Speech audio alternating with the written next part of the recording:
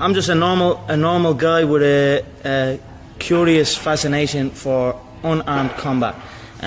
Mixed martial arts is basically the purest form of unarmed combat known to man.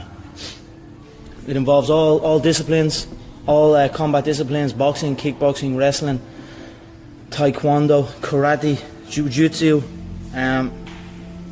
It's just a pure combat.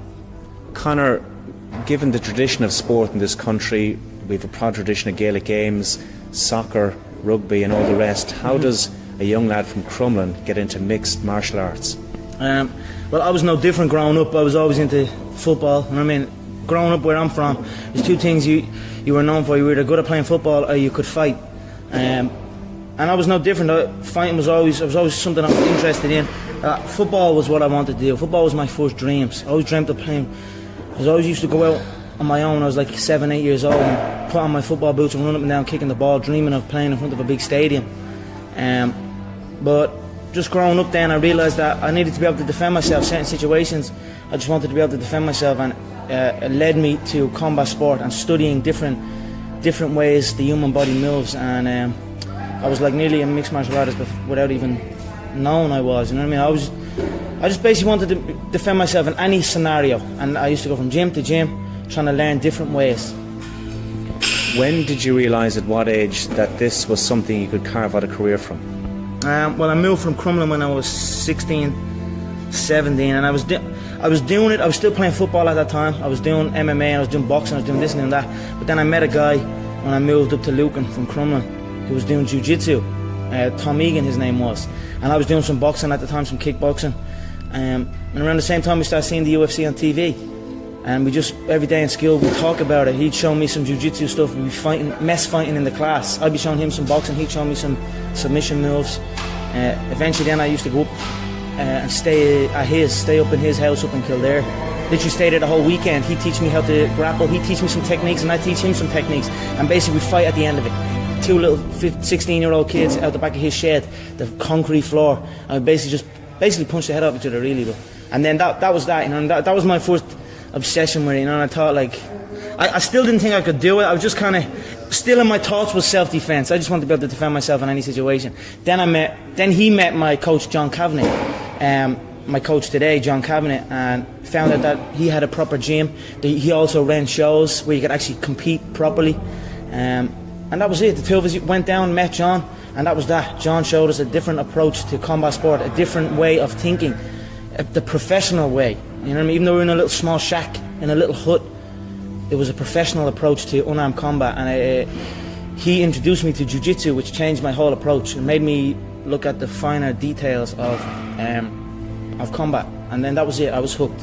When I knew he had shows, I knew it was there. I knew I could get that ladder. You know, I knew I had something. I had a fascination with it, and even if it didn't, I couldn't shut it off. So I just rolled with it. Kept showing up every day. Got my ass whooped a couple of times. Whooped a couple of asses. Eventually, I became really good, and that's that. You keep mentioning there that you're doing this, or you had, when you were starting out, you were doing it to defend yourself. Were you bullied when you were younger? I definitely wasn't bullied. I definitely wasn't bullied. But you know, as you're growing up and you're walking around, and I used to live in a little estate, and when you explore outside that estate, you start meeting new people, and then fights would happen. Boys, you know what I mean? Young boys would fight. But it just stuck in my head a little bit more. And something like that happened. It was always in my head. I go back and think about it. I think about what happened, what position happened, and just think about things. I wasn't necessarily bullied or nothing like that. You know what I mean? I have my friends grew up. It's just Crumlin's a tough area. You know what I mean? It's just the way it was growing up. But it just probably, like, maybe people might just went on with the day and forgot about it. Me, I just kind of sat back and thought about it a lot more, and it led me to the gym. This is your life. It's your job. Did you ever have, let's call it a normal job, Conor, a 9 to 5? Yeah, because the Irish thing is to get into a trade straight away. I was no different. As soon as I finished school, I was always getting pestered. What are you doing with your life? You're doing this, doing that.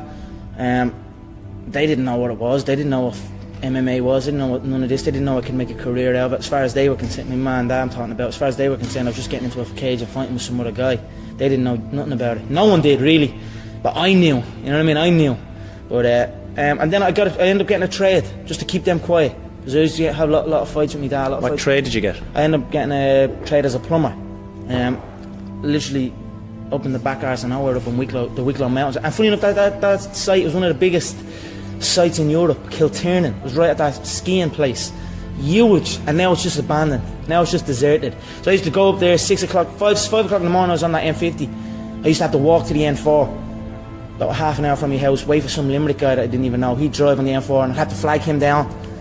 Nightmare, yeah. 2 hours down on the M50, 2 hours back. Literally 14-hour days, and I was the first year, so I had to go and do everything. I had to go to the shop. I had to go and get this and get that. So I always had trouble with that, and I was like, this isn't for me. This is not for me. How long did you last? I lasted 18 months doing it. But it was tough, you know what I mean?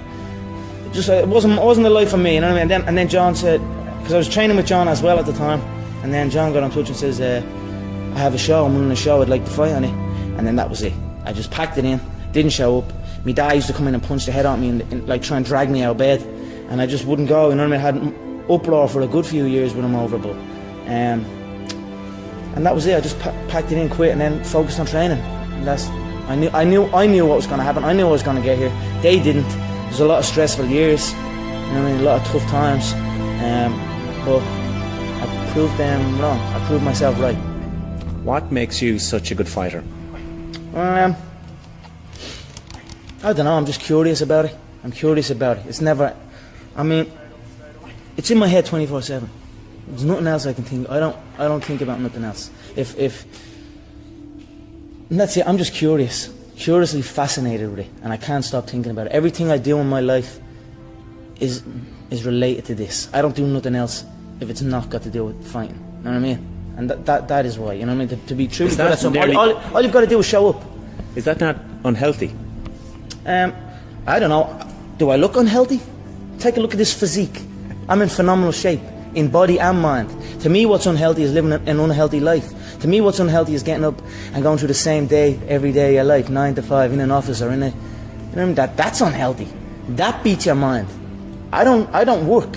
I love what I do, and that's why I'm doing what I love. You know what I mean? That's why it's become a career for me, because I love it. I love what I do. So I don't think it's unhealthy. I feel good in my mind. I mean, it's my life. What has the last 6-7 months been like for you, Conor? A lot different. You know what I mean? Get a lot more spotlight is on now. I'm no different. I don't do nothing any different. I still come to the gym. There's people trying to get me to do this and get me to do that.